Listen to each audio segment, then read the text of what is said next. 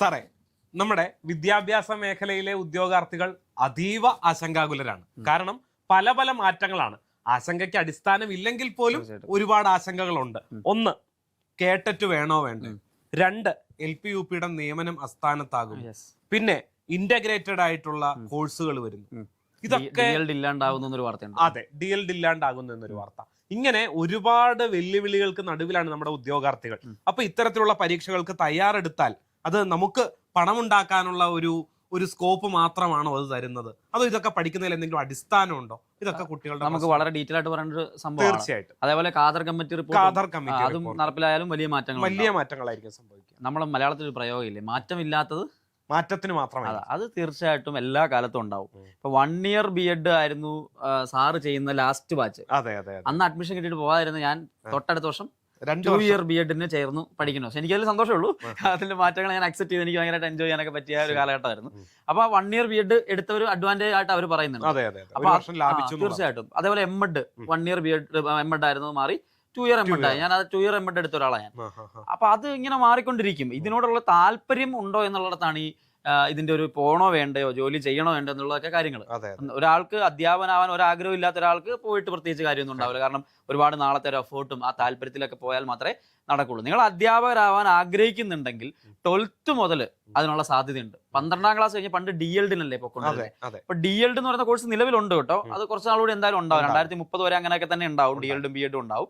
പക്ഷേ ITEP എന്ന് പറയും, നമ്മൾ ഇതിനു മുമ്പ് ഒരു വീഡിയോ ചെയ്ത പോലെ ITEP എന്ന് പറയുന്ന കാര്യം, ഇന്റഗ്രേറ്റഡ് ടീച്ചർ എഡ്യൂക്കേഷൻ പ്രോഗ്രാം നിലവിൽ വരും. അപ്പൊ 12th കഴിഞ്ഞിട്ട് ഈ പറഞ്ഞ പോലെ ഡിഗ്രിക്കൊപ്പം B.Ed പഠിച്ച് കയറി പോകാനുള്ള ഒരു അവസരത്തിലേക്ക് വരികയാണ്. പക്ഷെ ഇപ്പൊ ഡിഗ്രിയും PG കഴിഞ്ഞവർക്ക് B.Ed-ഉം അല്ലാതെ തന്നെ എടുത്ത് പോകാനുള്ള അവസരവും ഉണ്ട്.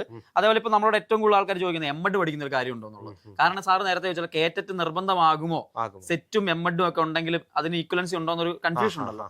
നിങ്ങൾ ആദ്യം മനസ്സിലാക്കേണ്ടത് ഇതൊക്കെ ഓരോ ലെവലിന് വേണ്ടിയിട്ടുള്ള എക്സാമുകളും ഓരോ ലെവലിന് വേണ്ടിയിട്ടുള്ള ക്വാളിഫിക്കേഷൻസും. അപ്പൊ M.Ed എടുത്തിട്ട് കാര്യമുണ്ടോ എന്ന് വെച്ച് കഴിഞ്ഞാൽ B.Ed-കാരെ പഠിപ്പിക്കാൻ M.Ed വേണം.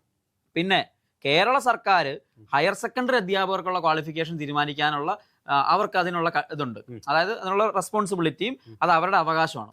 അതിൽ സെൻട്രൽ ഗവൺമെന്റിനോ സുപ്രീം കോടതിക്കോ പ്രത്യേകിച്ച് റോളൊന്നുമില്ല.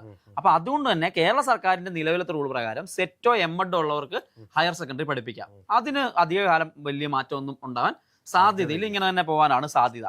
പക്ഷെ അപ്പോഴും നിങ്ങൾ മനസ്സിലാക്കേണ്ടത് സെറ്റുള്ള അല്ലെങ്കിൽ M.Ed ഉള്ള ഒരാള് കേറ്ററ്റ് എഴുതാതിരിക്കരുത്. ഇത് നമ്മൾ വർഷങ്ങളായിട്ട് പറയുന്ന അതിന്റെ ഒരു ഇമ്പോർട്ടൻസ് കഴിഞ്ഞ വർഷം 2025 അവസാനം വന്ന സുപ്രീം കോടതി വിധിയോടുകൂടിയാണ് ആളുകൾക്ക് മനസ്സിലായിട്ടുള്ളത്. അപ്പൊ അത് തീർച്ചയായിട്ടും എന്ത് വേണം, കേറ്ററ്റിന്റെ കാറ്റഗറി 1ഉം 2ഉം 3ഉം അല്ലെങ്കിൽ 4 ഉണ്ടെങ്കിൽ 4ഉം എഴുതാൻ നിങ്ങൾക്ക് ഏതൊക്കെ കാറ്റഗറിയിൽ എഴുതാമോ അതെല്ലാം എഴുതി എടുത്തിരിക്കണം. കാരണം ഓരോ കാറ്റഗറിക്കും ഓരോ ലെവലിനും ഓരോ കാറ്റഗറി എന്നുള്ള രീതിയിലേക്ക് വരും. കാറ്റഗറി 1 ആണെങ്കിൽ ഫോർ LP, കാറ്റഗറി 2 ആണെങ്കിൽ UP, 3 ആകുമ്പോൾ ഹൈസ്കൂൾ, അങ്ങനെ കൃത്യമായിട്ട് അത് വരും. അപ്പൊ അതുകൊണ്ട് ഇതെല്ലാം ഓരോ ലെവലാണ്. നിങ്ങളുടെ ഇൻട്രസ്റ്റ് അനുസരിച്ച് പഠിക്കുക എന്നുള്ളതാണ് ഇതിനകത്ത് ചെയ്യേണ്ടത്. ഇപ്പൊ ITEP ഒക്കെ ആണെങ്കിലും ഞാൻ നേരത്തെ പറഞ്ഞിട്ടുണ്ട്, MG യൂണിവേഴ്സിറ്റിയുടെ ക്യാമ്പസിൽ അത് ആരംഭിക്കുന്നുണ്ട് ഈ വർഷം മുതൽ, 2026 മുതൽ.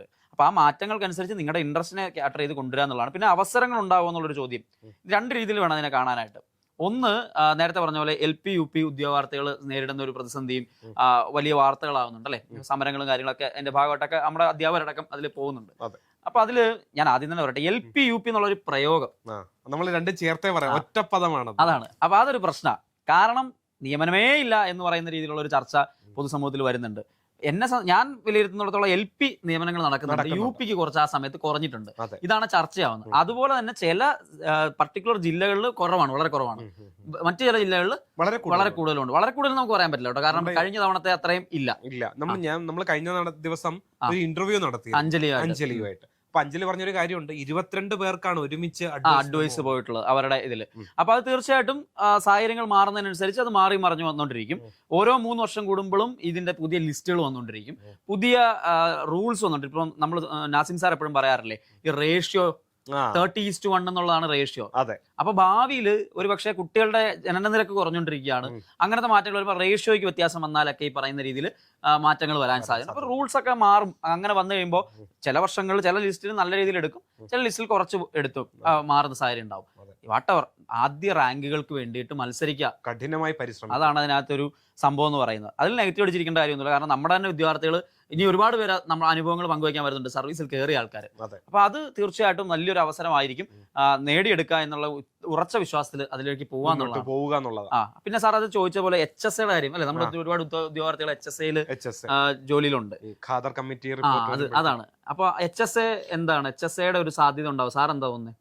HSA ഉണ്ടാവുന്ന തന്നെയാണ് സാർ എനിക്ക് തോന്നുന്നത്. അത് ഒഴിവാക്കപ്പെടാൻ സാധ്യത ഇല്ല എന്നുള്ളതാണ്. അപ്പം എനിക്ക് തോന്നുന്നു ഇലക്ഷൻ കഴിഞ്ഞ് പുതിയ സർക്കാർ വരുമ്പോൾ അവരുടെ പോളിസിനെ ഡിപ്പെൻഡ് ചെയ്തൊക്കെയായിരുന്നു നിൽക്കുന്നത്. ഇതൊന്നും അധികം ചർച്ച ചെയ്യപ്പെടാതെ പോകുന്നോണ്ടാ PM ശ്രീ ഒരിടയ്ക്ക് ഭയങ്കരമായിട്ട് ചർച്ച ചെയ്തു. കാരണം അത് വാർത്താ മാധ്യമങ്ങളിൽ അത്രയും വന്നതുകൊണ്ടാണ്. ഇല്ല പക്ഷെ PM ശ്രീയെക്കാളും ചർച്ച ചെയ്യേണ്ട സാധനം ശരിക്കും ഇതല്ലേ. കാരണം ഇങ്ങനെ വന്നാൽ കേന്ദ്ര കമ്മിറ്റി റിപ്പോർട്ട് നടപ്പിലായാൽ ഇത് വലിയ പ്രശ്നമാണെന്നുള്ള ചർച്ചയുണ്ട്. HSA എന്നൊരു പേര് ചിലപ്പോൾ മാറിയേക്കും, പക്ഷേ അവിടെ HSST എന്ന് പറയുന്ന ഒരു സാധനം ചിലപ്പോൾ എങ്ങോട്ട് വരാം, രണ്ടും കൂടി ഒന്നിച്ച് ചിലപ്പോൾ വരാം, 9 to +2 ഒന്നിച്ചുള്ള ഒരു എക്സാം ആയിട്ട് മാറാം. അതേ സമയത്ത് തന്നെ UP ലെവൽ ഉണ്ടല്ലോ, അതായത് നമ്മുടെ 6ാം ക്ലാസ് തൊട്ട് ഇങ്ങോട്ടുള്ള 6, 7, 8 എന്ന് പറയുന്ന ക്ലാസ്സുകൾ, ഈ ക്ലാസ്സുകളിൽ ഇപ്പോൾ നടക്കുന്ന HSA എക്സാം പോലെ സബ്ജക്ട് വൈസ് എക്സാം ആയിട്ട് വരാൻ ചാൻസ് ഉണ്ട്. പിന്നെ ഇപ്പോൾ ഉള്ള LP അങ്ങനെ തന്നെ അവിടെ ഉണ്ടാവും. ഇതാണ് മാറാനുള്ള ചാൻസ് ഉള്ള സംഭവം. ഇനി മാറിയാലും SCRT NCRT ടെക്സ്റ്റ് ബുക്കുകളാണ് ഇതിന്റെയൊക്കെ അടിസ്ഥാനം എന്ന് പറയുന്നത്. അതിനെ ബേസ് ചെയ്തിട്ടായിരിക്കും ചോദ്യങ്ങൾ അത്രയും ചോദിക്കുന്നത്. തീർച്ചയായിട്ടും. പിന്നെ പിയാഷയും ബ്രൂണറും വൈഗോസിയും ഗാർഡനറും ഗാഗനൊന്നും ഇല്ലാത്ത ഒരു പരീക്ഷയും വിദ്യാഭ്യാസ മേഖലയിൽ ഉണ്ടാവില്ല. അതുകൊണ്ട് പഠിക്കുക എന്നുള്ളതിന് ആ ഒരു സംഭവം അവിടെ തന്നെ ഉണ്ട്. അതും സ്ട്രക്ചർ മാറുമെന്നുണ്ടാവുള്ളൂ, കാര്യങ്ങളെല്ലാം അങ്ങനെ തന്നെ അവിടെ ഉണ്ടാവുന്നു വേണം. നമ്മൾ പേര് മാത്രമേ മാറുന്നുള്ളൂ. പഴയ വീഞ്ഞ് പുതിയ കുപ്പിയിലാക്കി തരുന്നു, അത്രേ ഉള്ളൂ. ഇപ്പൊ പുസ്തകം മാറുമ്പോഴും അങ്ങനെയല്ലേ, ഒരു ചാപ്റ്റർ അങ്ങോട്ട് എടുത്തിടുമ്പോൾ ഇപ്പുറത്തെ ചാപ്റ്റർ ഇപ്പുറത്തോട്ട് എടുത്തിടും. ഇതൊക്കെ തന്നെയാണ് സംഭവിക്കാൻ പോകുന്ന കണ്ടന്റ് ഒക്കെ അങ്ങനെ തന്നെ അവിടെ ഉണ്ടാവുന്നുള്ളതാണ്. പഠിക്കുന്നവർക്ക് എന്തായാലും ഇവിടെ സാധ്യതയുണ്ട്, അവർക്കൊരു അവസരമുണ്ട്, അവർക്കൊരു സ്ഥാനം ഉണ്ടാകും. തീർച്ചയായിട്ടും അക്കാര്യത്തിൽ യാതൊരു സംശയവും ഇല്ല. അപ്പൊ ഉറച്ച മനസ്സോടെ ഒറ്റ മനസ്സായിട്ട് കഠിനമായി പരിശ്രമിക്കുക, അതിൽ നിന്ന് ഒരിക്കലും നിങ്ങൾ പിന്മാറാതിരിക്കുക. വിജയം സുനിശ്ചിതമാണ്. എലിജിബിലിറ്റി ടെസ്റ്റുകൾ ആദ്യം എഴുതിയെടുത്ത് കയ്യിൽ വെക്കുക, ഒരെണ്ണം പോലും എഴുതാതിരിക്കരുത്.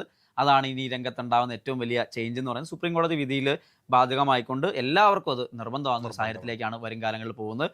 അധ്യാപന മേഖലയിലുള്ള എല്ലാ അപ്ഡേഷൻസും ഈ വർഷങ്ങളായിട്ട് എൻട്രി നിങ്ങളുടെ മുമ്പിലേക്ക് എത്തിക്കുന്നുണ്ട്. ഇത്തരത്തിലുള്ള അപ്ഡേഷൻസ് ഉണ്ടാകുമ്പോൾ ഇനിയും നിങ്ങളുടെ അടുത്തേക്ക് ഞങ്ങൾ വരുന്നതായിരിക്കും. സോ ഈ ചാനലിൽ കറക്റ്റായിട്ട് ഈ അപ്ഡേഷൻസുമായിട്ട് നിങ്ങളിലേക്ക് എത്താകുമ്പോൾ അത് നിങ്ങളിലേക്ക് കറക്റ്റായിട്ട് എത്താനായിട്ട് നിങ്ങൾ എന്ത് ചെയ്യുക, ഇപ്പം തന്നെ സബ്സ്ക്രൈബ് ചെയ്യുക. അത്രേ ഉള്ളൂ. അപ്പോൾ വീണ്ടും കാണാം. എല്ലാവർക്കും നന്ദി.